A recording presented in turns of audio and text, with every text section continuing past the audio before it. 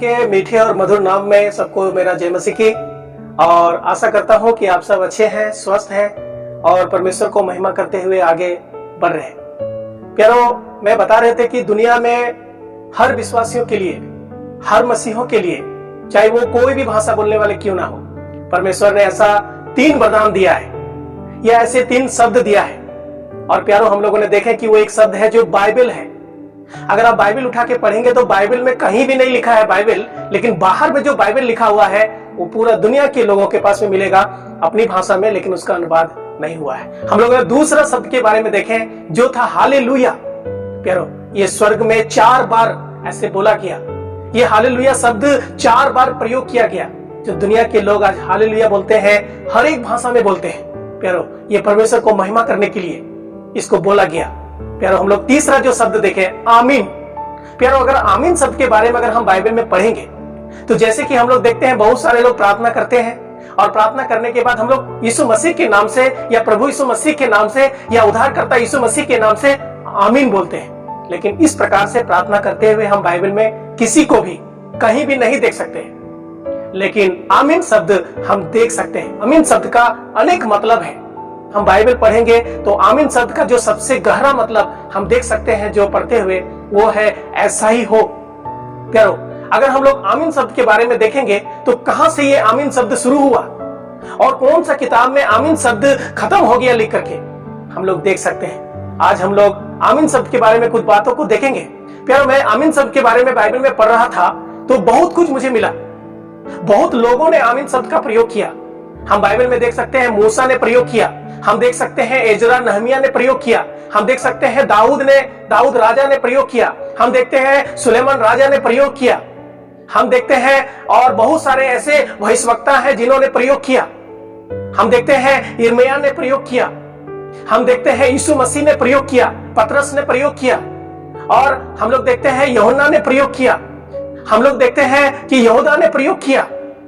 प्यारो, हम लोग बहुत लोगों को देख सकते हैं। इतना ही नहीं, हम लोग देखते हैं ये जो आमीन शब्द है इसको स्वर्ग में भी प्रयोग कर रहा है। हम लोग देख सकते हैं प्रभु यीशु मसीह स्वर्ग में इस बात को बताया। हम लोग ये आमीन शब्द को स्वर्ग में प्रयोग करते हुए भी देख सकते हैं। स्वर्गदूतों ने प्रयोग किया, 24 प्राचीन और 4 प्राणियों ने प्रयोग किया। प्यारो, बहुत लोगों ने, केवल दुनिया में आमीन शब्द का प्रयोग हुआ ऐसा नहीं, आमीन शब्द स्वर्ग में भी हम देख सकते हैं। ये आमीन शब्द बाइबल में बहुत बार प्रयोग किया है। प्यारो, और इसका शुरुआत कहां हुआ, इसका अंत कहां हुआ? प्यारो, बहुत सारे बातें हैं। इस वीडियो के बाद में मैं कुछ ऐसे वचनों को आपके सामने में लेकर के आएंगे और वो वचन केवल आपके सामने दिखाया जाएगा। आप पढ़िएगा और आप मनन कीजिएगा कि यहाँ पर किस विषय पर आमीन कहा गया, यहाँ पर किस विषय पर आमीन कहा गया, क्यों आमीन कहा गया, और आप इसको पढ़ सकते हैं, जान सकते हैं। आमीन शब्द जो है यहूदी लोग प्रयोग करते थे, जो आज हम मसीह लोग, विश्वासी लोग, प्रभु के पीछे चलने वाले लोग, हम लोग प्रयोग करते हैं या हम लोग बोलते हैं आमीन। बहुत सारी बातें हैं। मैं कहां से शुरू करूं, कहां से खत्म करूं, बहुत सारी बातें हैं। प्यारो, मैं इस वीडियो के द्वारा आप लोग को यही बताना चाहता हूं। प्यारो, ये शब्द बिना मसीह जीवन अधूरा है। हम सब कुछ बोलते हैं और आमीन ना बोले, हमारा जिंदगी अधूरा है। इसलिए हम विश्वासी लोग केवल प्रार्थना करके आमीन नहीं बोलते हैं, हम लोग बोलते हैं प्रभु यीशु मसीह के नाम से आमीन। हम लोग ऐसे बोलते हैं। क्यों? क्योंकि हमारी प्रार्थनाएं प्रभु यीशु मसीह के द्वारा परमेश्वर तक पहुंचते हैं। और हम एक साथ में या हम अकेले भी प्रार्थना करते हैं तो हम बोलते हैं आमीन। मतलब हमने जो बोला है वैसा ही हमारे लिए परमेश्वर आप कीजिए। प्यारो, बहुत सारे बातें हैं। आप बाइबल पढ़िएगा और बाइबल पढ़ के आप ढूंढिएगा, आप इसको जानने का कोशिश कीजिएगा कि आमीन शब्द परमेश्वर ने इस प्रकार से हमारे लिए आशीष बना करके रखा है। और ये आमीन शब्द हमारे लिए बहुत ही आशीष का कारण हो गया है। प्यारो, आमीन शब्द का शुरू कहां से हुआ, आज ये छोटा सा बात मैं बता करके वीडियो को खत्म करेंगे और एक वीडियो और भी डालेंगे कि आमीन शब्द लास्ट में किस किताब में लिखा और खत्म हो गया, वो भी मैं डालेंगे। और आमीन शब्द हम बाइबल में कितना बार पढ़ सकते हैं वो आप खुद ढूंढ लीजिएगा। इसको मैं ढूंढे, मुझे कुछ मिला है, लेकिन आप भी ढूंढिएगा, आप भी देखिएगा आपका अपना बाइबल में कितना बार आया है, कौन सा किताब से आमीन शुरू हुआ, और धीरे धीरे करके पूरा बाइबल में हम आमीन देख सकते हैं। और स्वर्ग में भी वो आमीन शब्द का प्रयोग हुआ। हम लोग पढ़ेंगे गिनती का पुस्तक, उसका 5 अध्याय और 11 वचन से लेकर के आप अगर 31 वचन में पढ़ेंगे तो यहाँ पर हम पढ़ते हैं कि एक परिवार है, औरत ने क्या किया, चुपके से किसी के साथ व्यभिचार किया और उसका पति को बुरा लगा और उस स्त्री को जांच के लिए कि वो सच में किया है या नहीं किया है और उसको क्या दंड मिलना चाहिए। फिर यहोवा ने मूसा से कहा, इस्राएलियों से कहा कि यदि किसी मनुष्य की स्त्री बुरी चाल चलकर उसका विश्वासघात करे और कोई पुरुष उसके साथ कुकर्म करे, परंतु यह बात उसके पति से छिपी हो और खुली ना हो और वह अशुद्ध हो गई, परंतु न तो उसके विरोध कोई साक्षी हो और न वह कुकर्म करते पकड़ी गई हो। उसके बाद अगर आप पढ़ेंगे तो पता चलेगा कि उसका पति को शक हुआ कि मेरी पत्नी ने ऐसा कुछ किया है। उसका पति उसको याजक के सामने ले जाएगा, तो याजक उसको परमेश्वर के सामने खड़ा करना है, परमेश्वर ऐसे बता रहे हैं। और फिर हम लोग आगे का वचन में पढ़ते हैं कि याजक उसको श्राप का कुछ वचन बोलते हैं। उसके बाद उस स्त्री को कहते हैं कि तुम आमीन कहो। आइए हम लोग पढ़ेंगे।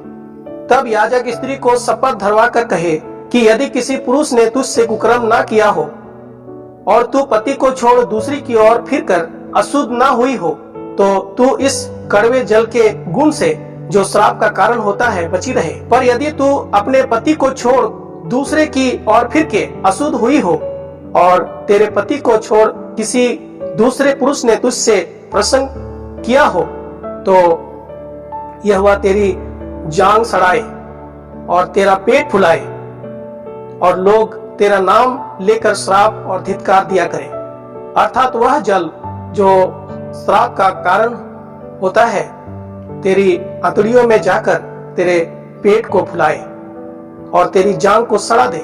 तब वह स्त्री कहे आमीन आमीन। प्यारो, यहीं पर हम लोग देखते हैं आमीन शब्द का शुरू हुआ।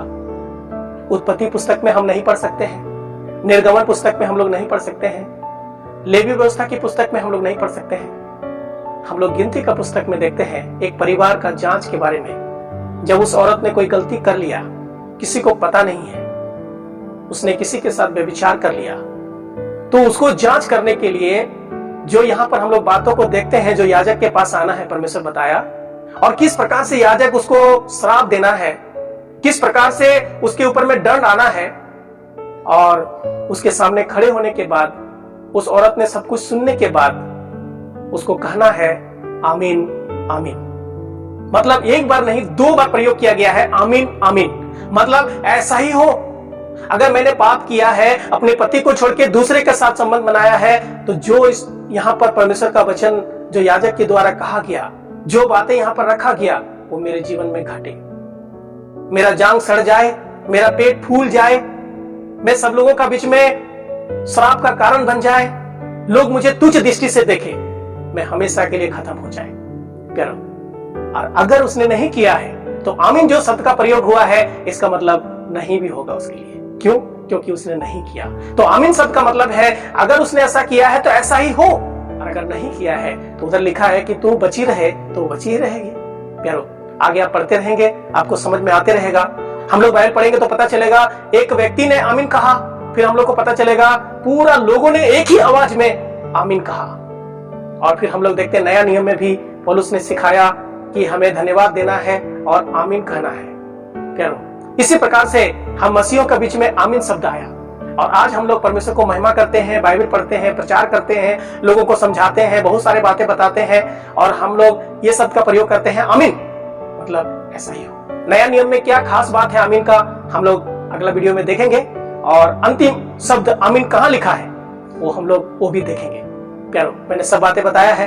परमेश्वर का नाम का महिमा हो। सुनने के लिए बहुत बहुत